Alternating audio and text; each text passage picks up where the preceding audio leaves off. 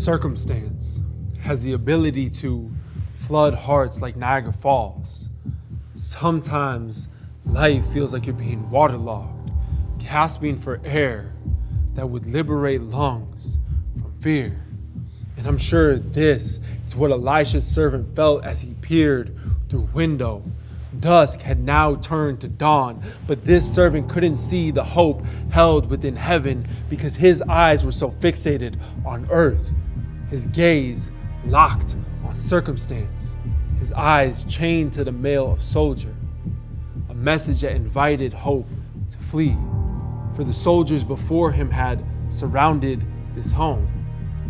Oftentimes, this is how life feels. It feels like you're surrounded, there's no way out.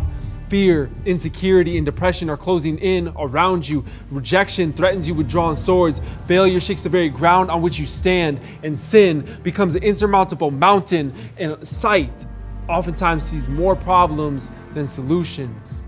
Vision giving us an incomplete introduction to circumstance. But a projector knows how to see the unseen reality. A projector knows how to turn doubt into faith. You see, doubt is the boundaries in with which we can find faith. Doubt builds walls between where I am and where I want to be, between who I was and who I am now in God. Doubt is based on sight.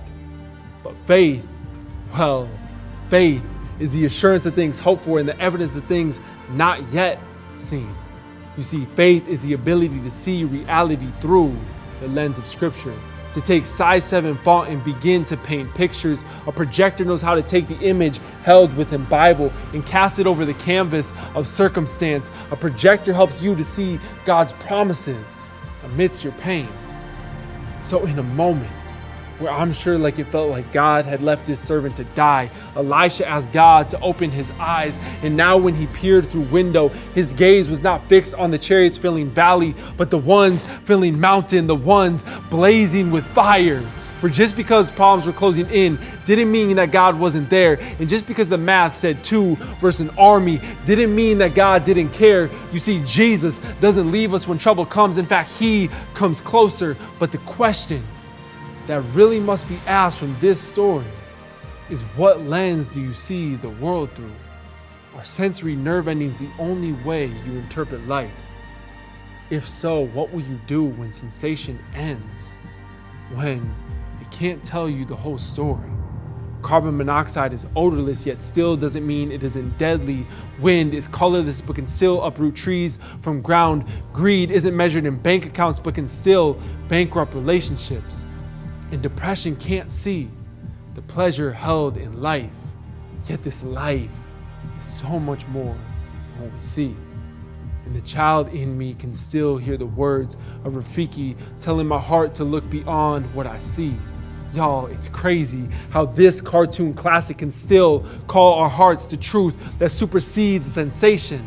Like Stephen, in full celebration as he smiled with the joy that made heaven sing as he beheld the beauty of his king. And in that moment, stones were thrown to bring this servant home, a servant who saw persecution as privilege, or Jesus, who described the cross as the joy set before him. While Satan viewed the cross as victory, God did not view death as defeat. Rather, the crucifixion was God's alley-oop to the resurrection. Projection requires the ability to see reality through a different lens. So if God can use death to deliver life, then imagine what he can do with yours.